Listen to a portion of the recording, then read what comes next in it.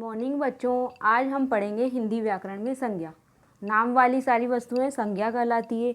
तो संज्ञा की परिभाषा हो जाएगी, किसी व्यक्ति, वस्तु, स्थान, भाव आदि के नाम को संज्ञा कहते हैं। जैसे राम, मोहन, विद्यालय, पुस्तक, सच्चाई आदि। संज्ञा के 3 भेद होते हैं। पहला होता है व्यक्तिवाचक संज्ञा, दूसरा होता है जातिवाचक संज्ञा और तीसरा भाववाचक संज्ञा। पहले हम पढ़ेंगे व्यक्तिवाचक संज्ञा। जिस संज्ञा पद से किसी व्यक्ति विशेष, स्थान विशेष, वस्तु विशेष का बोध हो उसे व्यक्तिवाचक संज्ञा कहते हैं। जैसे कि श्री राम, सचिन, चेतक, हिमालय, गंगा, ये किसी न किसी व्यक्ति का नाम, वस्तु का नाम या स्थान का नाम या नदी का नाम है, तो ये व्यक्तिवाचक संज्ञा होगी। दूसरा भेद है जातिवाचक संज्ञा। जातिवाचक संज्ञा में संज्ञा पद से किसी प्राणी, वस्तु आदि की जाति का बोध होता है, उसे जातिवाचक संज्ञा कहते हैं। यानी एक व्यक्ति का बोध नहीं होकर पूरी ही जाति, समुदाय का पता चलेगा, वो जातिवाचक संज्ञा कहलाएगी। जैसे मनुष्य, घोड़ा, चिड़िया, पर्वत, पुस्तक, मंदिर, सुनार, फल। तीसरा भेद हमारा है भाववाचक संज्ञा। भाववाचक संज्ञा में मन के भावों को प्रकट किया जाता है। जिन संज्ञा पदों से पदार्थों के धर्म, गुण, दोष, दोष मतलब होता है कमी, अवस्था और विभिन्न व्यापार आदि का पता चले, उसे भाववाचक संज्ञा कहते हैं। ये गुण, दोष, भाव, धर्म आदि प्रायः अमूर्त होते हैं। जैसे कि पढ़ाई, सुंदरता, बुढ़ापा, कौशल, धैर्य आदि। यहाँ पढ़ाई धर्म है और सुंदरता कौशल, धैर्य गुण है तथा बुढ़ापा अवस्था है। कुछ विद्वान अंग्रेजी व्याकरण के अनुसार समुदायवाचक और द्रव्यवाचक संज्ञा, ये 2 अन्य भेद भी संज्ञा के मानते हैं। अधिकांश विद्वान इनका समावेश जातिवाचक संज्ञा के अंतर्गत मानते हैं। जातिवाचक संज्ञा के 2 भेद होते हैं, समूहवाचक संज्ञा या समूहवाचक या समुदायवाचक संज्ञा। दूसरा भेद है द्रव्यवाचक संज्ञा। पहले हम पढ़ेंगे समुदायवाचक संज्ञा। जो संज्ञा शब्द किसी एक व्यक्ति के वाचक न होकर समूह या समुदाय के वाचक होते हैं, उन्हें समूह या समुदाय वाचक कहते हैं।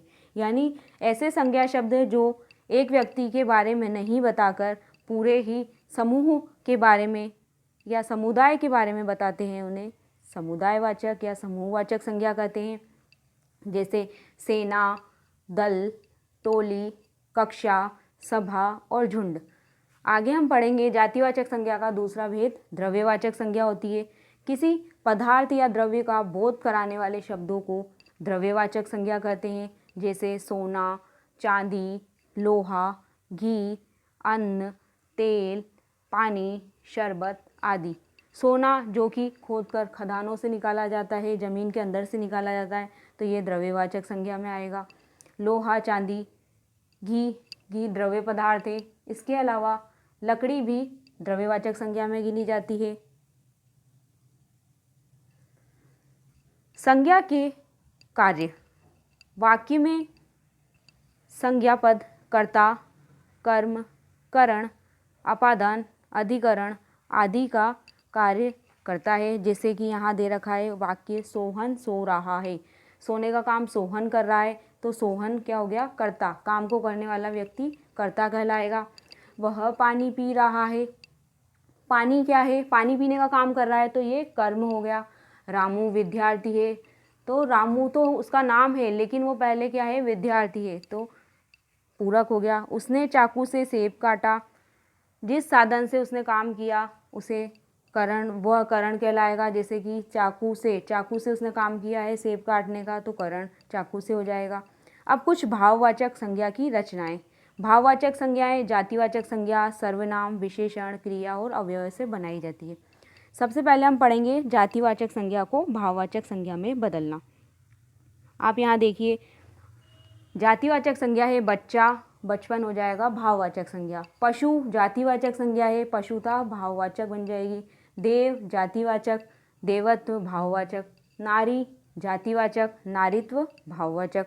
मनुष्य जातिवाचक और मनुष्यता भाववाचक। अब सर्वनाम से भाववाचक संज्ञा में बदलना। निज सर्वनाम है, निजता भाववाचक में बदल जाएगी। मम सर्वनाम है, ममता भाववाचक। आप सर्वनाम है और आपा भाववाचक संज्ञा में आ जाएगी। पराया सर्वनाम है और परायापन भाववाचक संज्ञा। अहम सर्वनाम है और अहंकार भाववाचक संज्ञा कहलाएगी। आगे देखो, विशेषण से भाववाचक संज्ञा बनाना। काला, काला से बनेगा कालापन।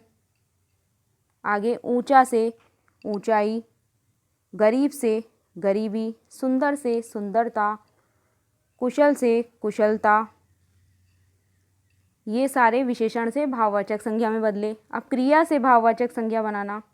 कहना कहावत, घबराना घबराहट, चलना चलना क्रिया है, चाल भाववाचक संज्ञा, उड़ना क्रिया और उड़ान भाववाचक संज्ञा, बुनना क्रिया है और बुनाई भाववाचक संज्ञा। अव्यय से भाववाचक संज्ञा बनाना। अव्यय मैंने बताए थे कि जिनमें लिंग वचन कारक काल के अनुसार कोई परिवर्तन नहीं होता, वो अव्यय कहलाते हैं। जैसे यहाँ कुछ शब्द दिए हुए हैं। शाबाश, शाबाश अव्यय है, शाबाशी भाववाचक संज्ञा।